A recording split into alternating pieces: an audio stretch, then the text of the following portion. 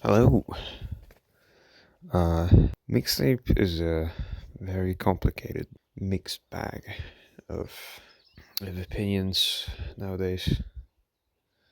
The, the whole game is surrounded by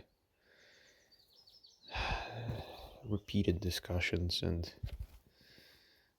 uh, pretty well known points about it being funded by billionaires. Uh, Not having enough gameplay or teenagers kiss each other, which is obviously not something you can justifiably uh, compare to pragmata, blah blah blah. It's a it's pretty obvious what this whole conversation is about. The game itself is not really worth experiencing. One great uh, quote, or rather happening, because I'm not quite sure what's the exact quote, but I assume it's from the movie.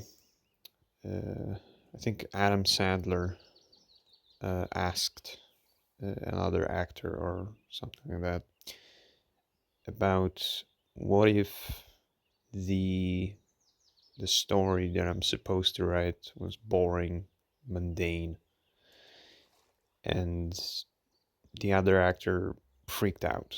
They started to talk about like the life itself, and that everyone is betraying everyone every second around this globe, or having love affairs, or just stuff that's interesting, and wasting time on mundane, daily, boring stories is as useful as you know as telling mundane stories. You're not doing anything. The story should be captivating to some extent,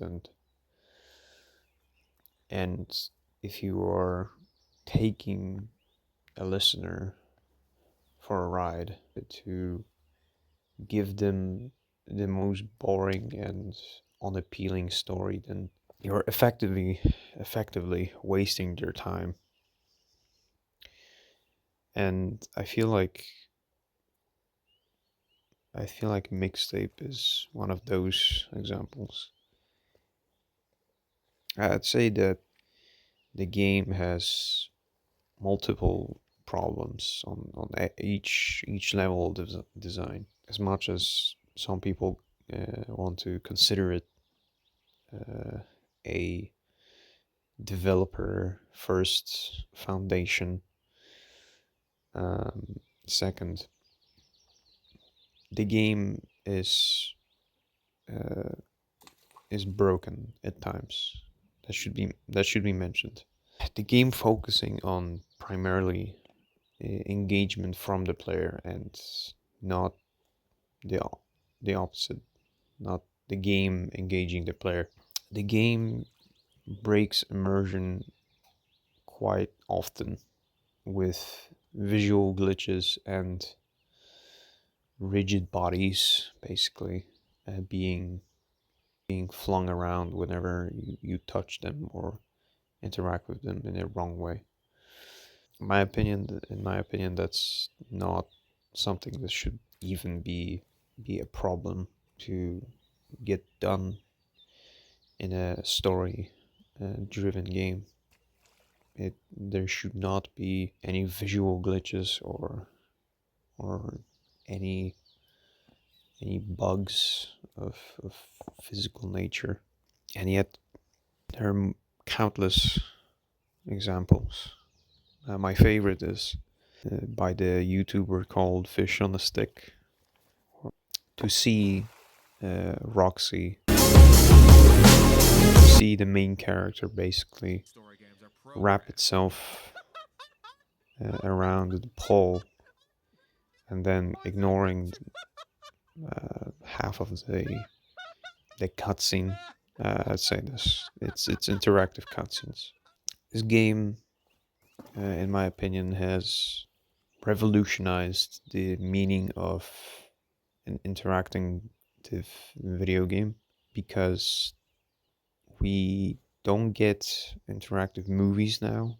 We get interactive cutscenes, and the movie keeps going anyway. So you just sometimes get to good comparison I also heard is you unpause the movie from time to time, and mixtape does feel like it. You have to engage with the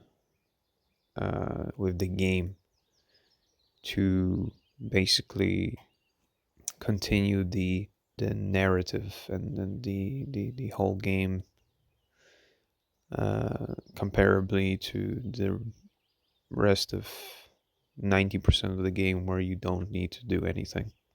And I would say that's like taking a piss break during a Marvel movie. It's just it's going to happen. It's going to happen. And then you unpause and you watch more of it. YouTuber by the name Peeb. Uh, I don't know if I'm pronouncing this correctly, but he is one of the YouTubers that I found through the mixtape discourse, and I find his opinion to resonate the most with me because he effectively deserves the word astroturfed. There has been quite a lot of echo. I don't want to say echo chamber because that's not what it is. In my opinion, the effect around a around some situation that's happening, an echo chamber is too closed in of a term. I feel like this would be a resonance box. I don't remember what it's called, but an effective mechanical box that accelerates vibration in instruments and such. And to be honest about the whole experience of mixtape, what's mixtape about? There has been a lot of talk about the meaning of mixtape, and obviously some people approached it uh, with you know a hyper realistic lens, a realistic lens, a um, not in a not serious manner or more metaphorical one, and it I feel like this game shouldn't even be considered to have a story.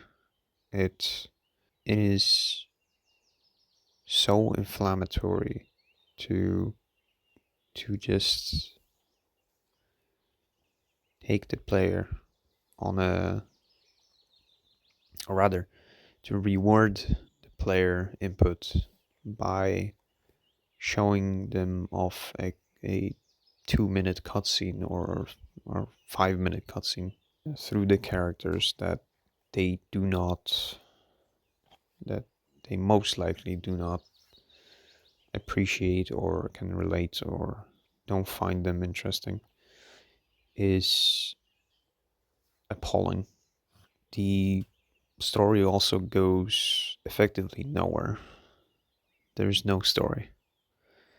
Um, we are effectively like the Adam Sandler quote said or whatever. This is a mundane story about teenagers living. And one thing that stuck around with me about the story is that there's no way to distinguish what's real and what's not. In the world where um, mixtapes, rather tapes, are not functional, completely broken, it seems, and headphones without cables in the supposed 90s, it's it is difficult for anyone to find a grip on the reality of the situation. Are arguments between Cassie and her father, are they real, or are they just an imagination of the main character? Is Slider imagining the shopping cart memory a real thing, or does he actually remember it like that? What parts of it are real, or what parts of are not? Them falling into the lake, was that real? Because if so, then the $100 equipment that the main character uses is probably broken, or had to be replaced, which leads to the question of what is this family made out of? How much money do they have in their family that they are willing to spend this much on audio devices that never existed back in the day, in that time, back in that time. It's really disturbing to me how easily the game can break you out of immersion, and at the same time, video game critics literally praising it for that very thing. The immersion, the nostalgia, uh, the gut wrenching nostalgia, and the beautiful visuals, which I don't consider beautiful. Animation is a very difficult thing to accomplish. Um, we have a lot of stylized animation nowadays with Puss in Boots and Spider Verse popularizing it, as you can also prob- probably notice by many comments that have been made, like, "Oh, this is Spider Verse animation," but this is a clear misunderstanding of use of frames and the the reason, for the most part, in my opinion, why this game isn't using its full potential, full frame rate, is not only to mask the poor animation, um, but also to pretend that it is stylized. There could have been multiple ways to include um, low frame rate animation, and they effectively failed to do so in many ways. With the game being basically on rails, they could have effectively make the entire game in lower frame rates for the stylistic choice, but they didn't. They decided to mix the crisp 60 frames per second with the choppy. Uh, I don't remember. I don't remember if that's 10 frames or 24. I believe it's 10 frames, and it's a massive gap between the environment and characters. There are multiple situations where the character is animated in the low frame rate, but it's interacting with the environment in 60 frames. The all the physical objects are being thrown around at 60 frames per second. It's it's difficult to it's difficult to get a definite opinion about this game because it's so vague, so offensively boring that people either decided to ignore it, make a simple video regurgitating the content from YouTube, like multiple VTubers that did, which I'm not saying that uh, to offend anyone. It's it's sad to compare this to a video game, not because have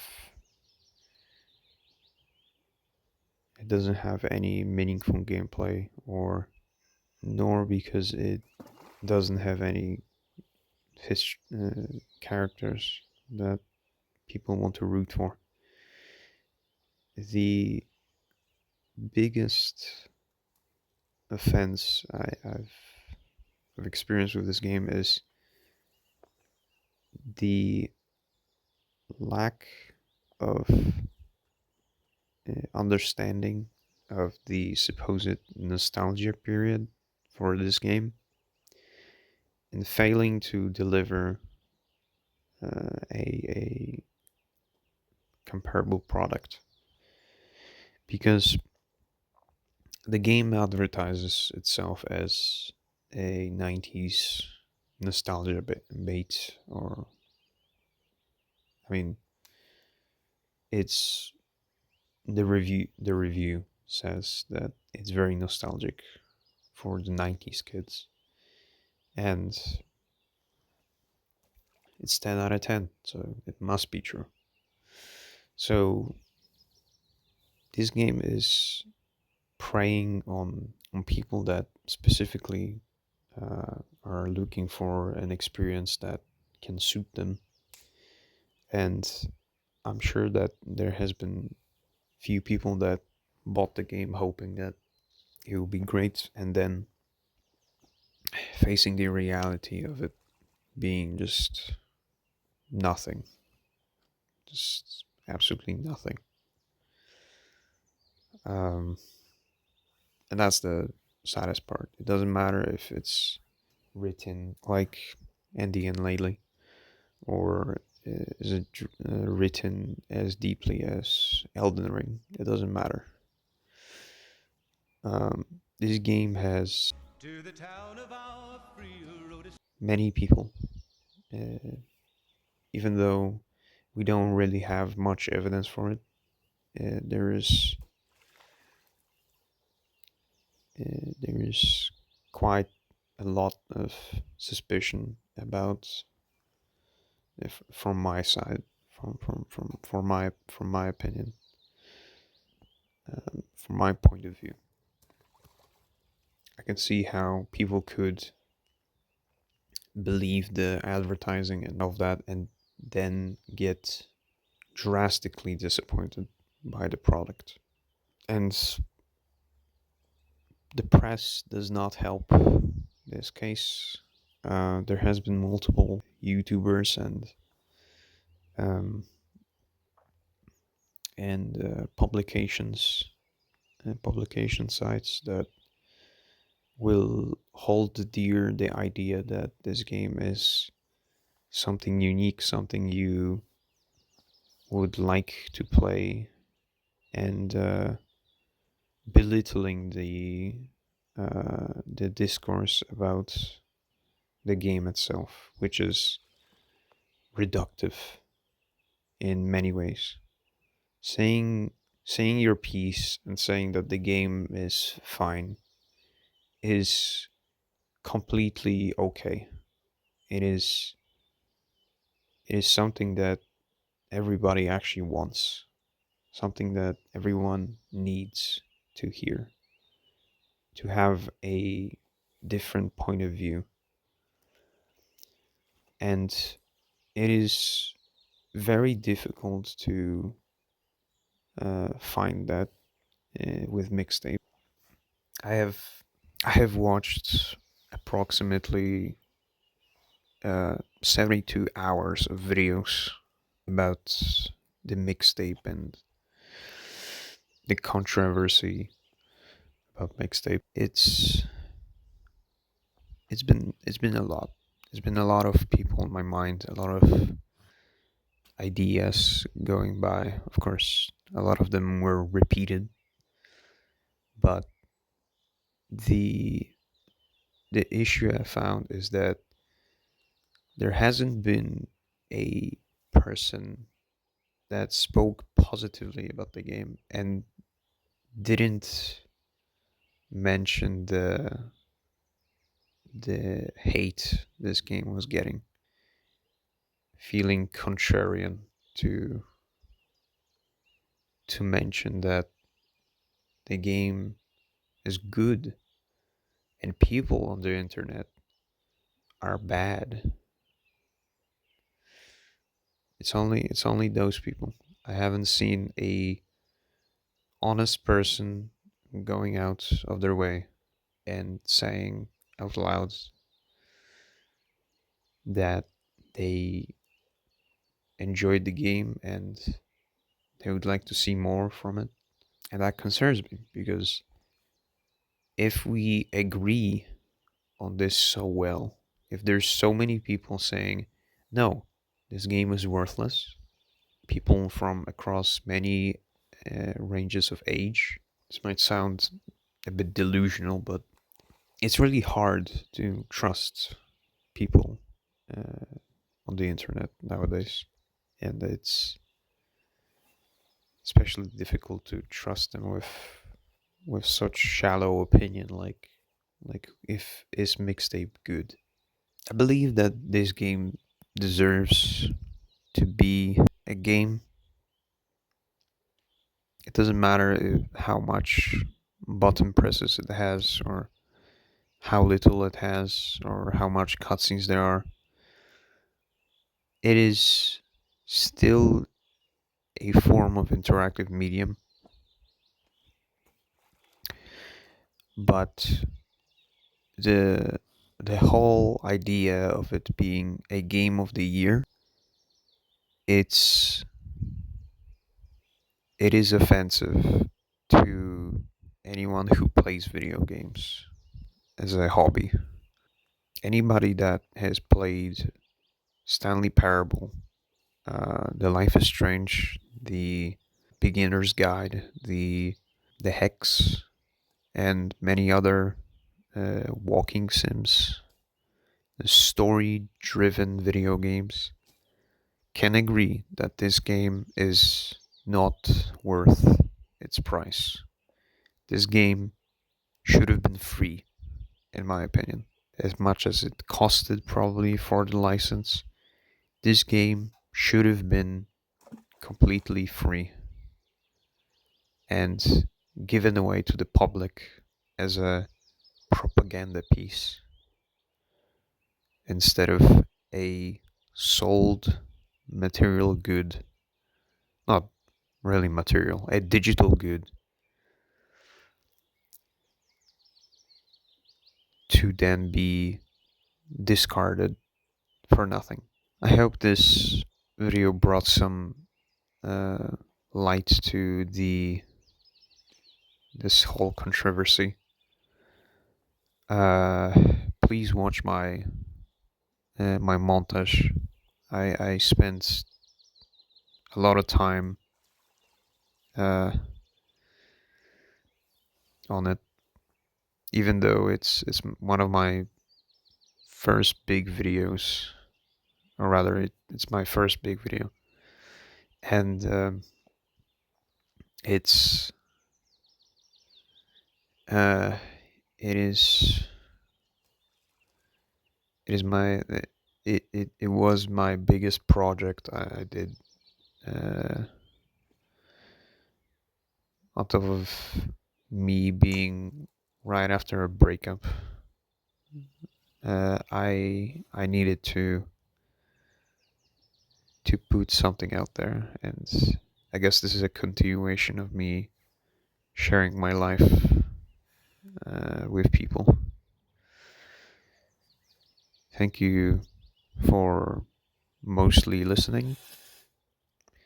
I wish to make a game, and I wish that this video reached someone who needed to hear that they are valued. Um, because you are. You who you who you who is listening to this, I truly believe that you should be valued, you should be loved, you should be given all the respect you need. But